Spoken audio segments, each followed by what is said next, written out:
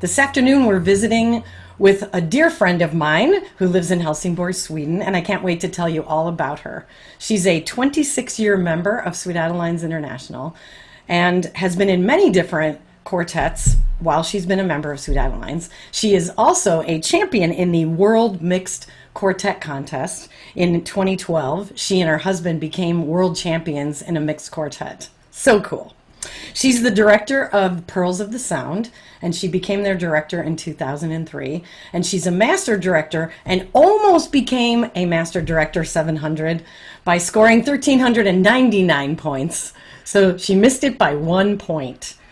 Oh, she's a certified showmanship judge, and she started in her judging journey in 2011 and has served in her region on the convention team. She has twin boys who just recently turned 14. And today we're going to get a chance to visit with Anna Rosenberg. So welcome to ZoomChats, Anna. Thank you, Renee. What a fantastic presentation. Can't you do that every day at work for me? Sure. We can start every morning like that. We'll just make an appointment and I will. Anna Rosenberg. Introducing for Tuesday morning, Anna. I think we should have applause when we finish doing the laundry or loading the dishwasher or making dinner. I think it would make life better. So today we're going to have a wonderful conversation. Anna's chorus has won the Harmony Classic 3 times, once in 2001 before she began directing, and then twice in 2013 and 2016. So obviously you and your singers are very goal driven. We would love it if you could talk to us about how a group becomes motivated, how we set goals. You know, we're all wondering right now how to keep ourselves motivated, and it's going to be great to hear the story of what your chorus went through in order to achieve those goals.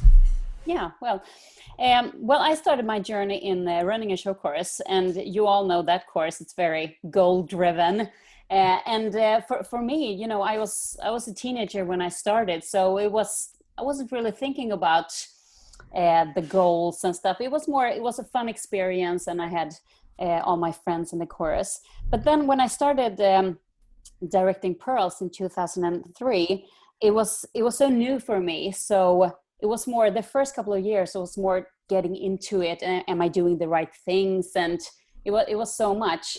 You hadn't directed before? No, nothing at all. So it was completely new for me. The chorus had been around for many years. Right. And it was a great chorus. They were a solid B minus B chorus. And they had been there for so many years. And the first 10 years when I was there, we were also in the bee swamp, as we like to call it. We were like, we're stuck in the bee swamp. How can we take us out from this swamp?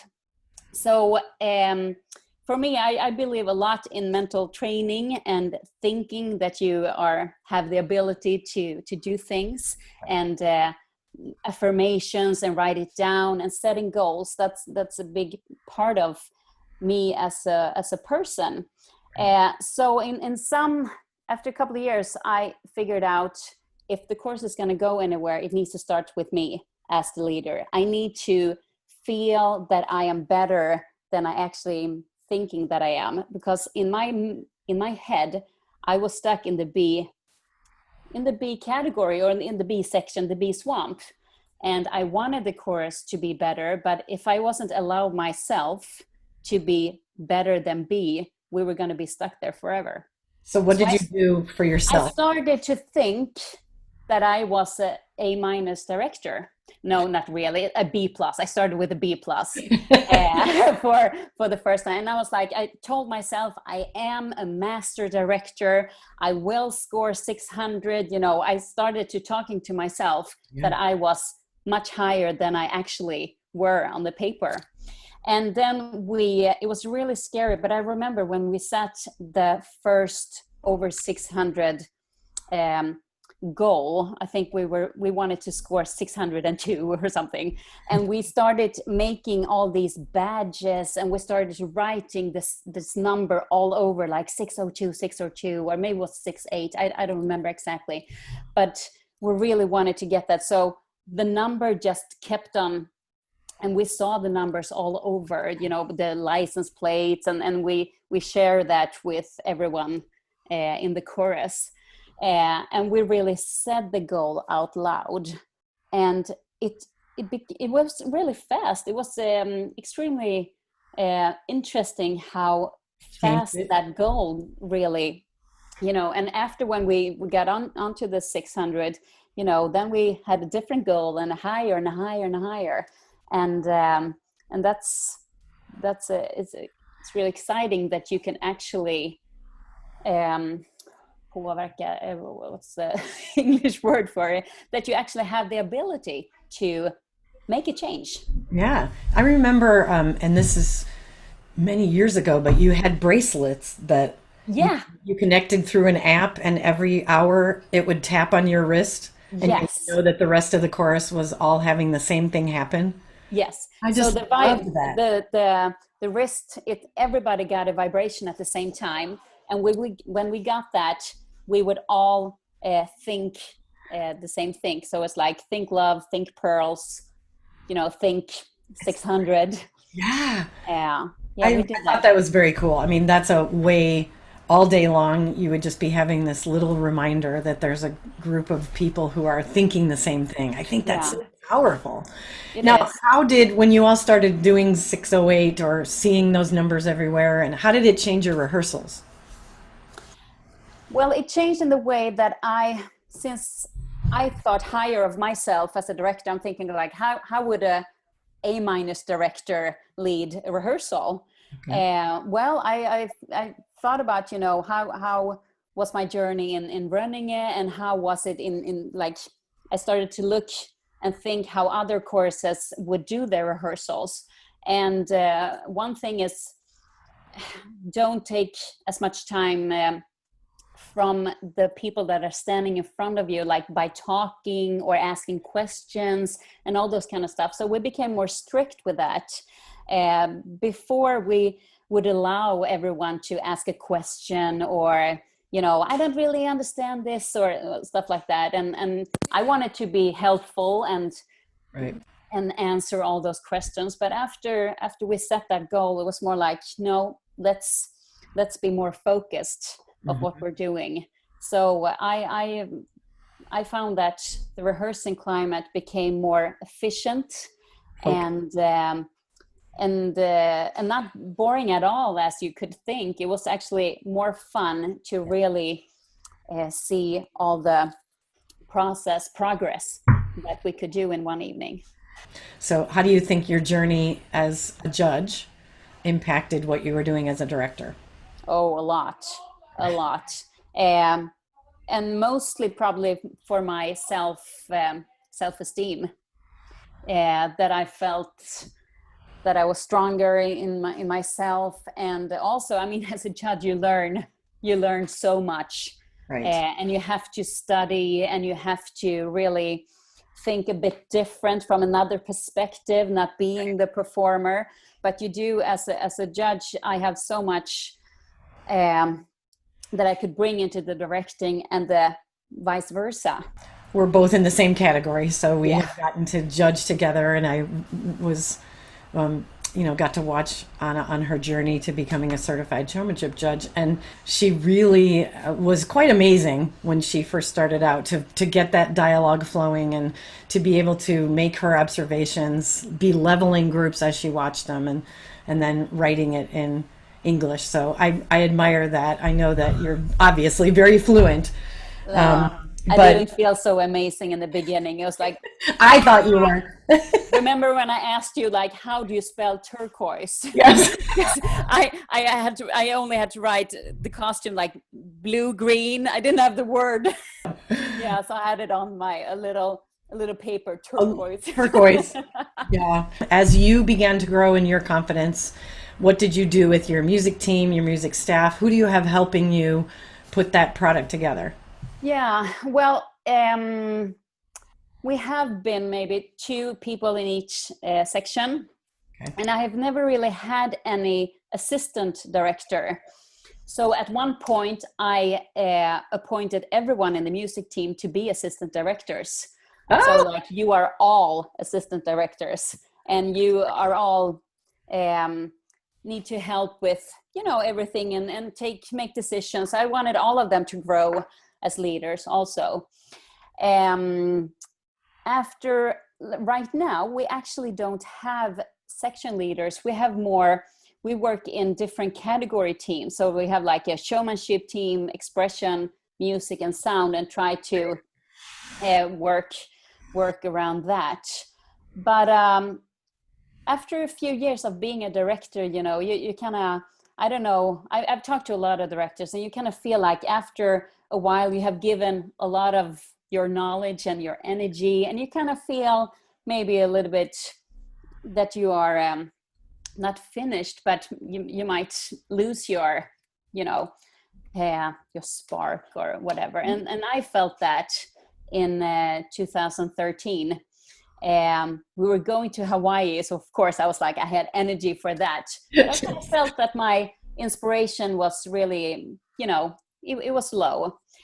So then we started to look for a new director, but it wasn't. I wasn't prepared to leave the chorus. I would never do that unless they have another director. But we started to look for that, and after a couple of years, we had a coach to come down to us, and his name was Rasmus. And at that coaching session, our president saw that he and I just, you know, we clicked. It was something in the energy between us. So she just asked him, "Do you want to become our, you know, co-director?" And he said yes. Oh. and that was the energy injection that I needed to really find. And that also made me take the next step in my directing career, because then suddenly I had help with everything that I kind of struggled with as a director, and I could focus all my energy into doing the things that I am best at. That's great. So then we became even more goal-driven, and he is extremely goal-driven too. So the two of us are helping each other to succeed. That's when you were working towards the Willy Wonka set, right? Yes. Yeah. That was the first performance we did together, because we got, I think we actually got a wild card the year before. Mm-hmm. But our goal has always been to take small steps, you know, up. We want the chorus to really, we don't want to sky too fast. Right. We set a 10-year plan, or in the year before Hawaii, to really, we wanted to make it into international stage. We wanted to be on an international stage. So we started with the Harmony Classic small chorus, and then when we could take the wild card, we said that no, let's continue on our path and take the mid-size position. And it was really successful for us. And I think it was successful for the chorus to take those steps. And after winning the Harmony Classic mid-size, we felt that we had the courage and the self-esteem to actually say, we want to be in the big finals, you know, in the big competition. Before that, we didn't have the confidence or the trust in ourselves to really believe that we could make it. But the winning did that. We were like, yes, we are going to be in the top 10 someday. And we did. Yeah, we did. Where did you place in the top 10? 5. And 5. And what year was it? That was in 2018. 2018. In St. Louis. Wonderful. Yeah. And so what's the next goal? Because, of course, everybody's been impacted by not being able to rehearse in person, or differences that we're all handling with depending where we live. And so what is your course doing now to stay goal driven? You're Zooming every other week, and yes. We started to Zoom really early in March when it hit us.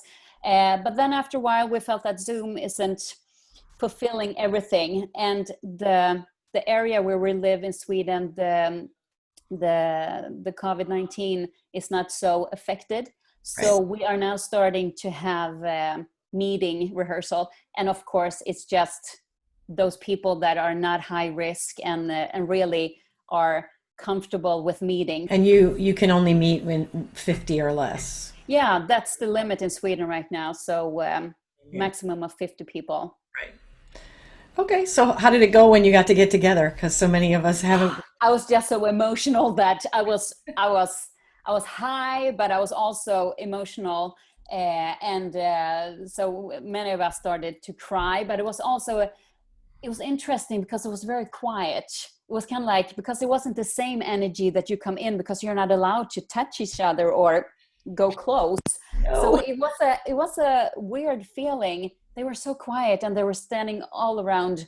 We have this really big venue, so on a fire station that is really huge, and it's 10 meters up in the ceiling, Oh, good. and they were all just standing there like lights. Like nobody talked, or it was kind of like, don't open your mouth. Yeah, But you so got to sing, right? yes, Oh, we got good. to sing, and we went outside. So we sang for a very short period of time, and then we went outside for a break, and we sang outside for another, and then we came back in. But then I don't think anybody could go to bed after that because we were so high No. energized. So your Zoom meetings, you've been doing education on categories and Yeah, on judging categories, and bringing in a lot of coaches. I mean, right, we need to. It's I think as a director, it takes a lot to really go through the yeah, screen yeah, and plan for rehearsal that you're not used to, or especially not getting that instant feedback. You're right.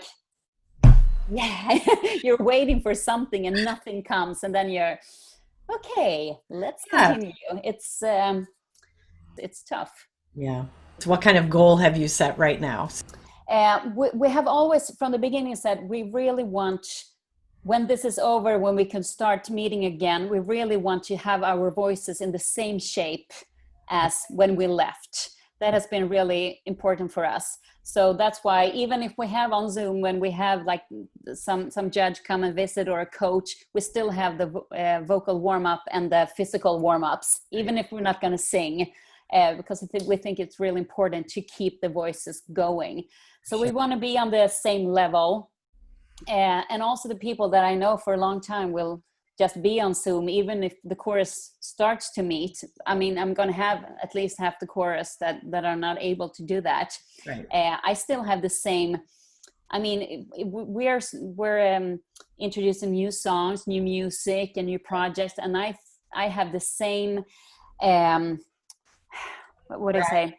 Drive. Drive for them as the ones that are meeting. So it's not, they can't take a vacation or anything, they should know their stuff and have the same drive as everyone else. So we're doing a promotion movie we call This Is Pearls the movie as a project. Yeah, Okay. so it's kind of like well, the movie is just 6 minutes long, but it's a movie for us. It's a And movie. so yeah, so we're doing different songs and clipping that together with old material and some new material. So that's the thing that we wanted to do as a project. The And thing it is, do take a lot of energy to be, especially when you are very goal driven, to push that forward all the time. but I think if we just focus on keeping the music going, Yeah, staying connected, assuming we are going to get to be back together, because the music we produce changes the world and it has changed all of our lives. That's the part we have to continue to treasure, even though it may look a little bit different. The more flexible we can be, the more we can experiment with technology, the better chance we have of starting this new chapter when everybody gets to sing together again. It's going to be I so agree. I delicious. agree. And one thing that I actually think that we will gain is probably the self-confidence of singing alone.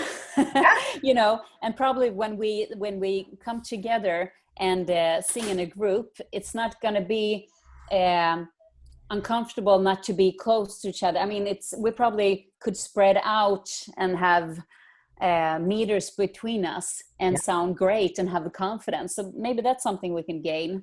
Yeah. A little bit of a silver lining that the Yeah, and also never come sick to a rehearsal, even if you have a little cold. I think that's going to be because we haven't been the best in that. I think. I mean, you really want to go to competition and rehearsal, yeah. even when you're sick, Yeah. and you do bring that on to other people. Right. So I appreciate you joining us today and sharing your vision that your chorus developed when you decided to get out of the bee swamp. yeah. Very, it's inspiring, and your performances are so entertaining. And it was thrilling for us to watch you win the Harmony Classic as well and place in the top 5. So thank you for sharing all of that with us today.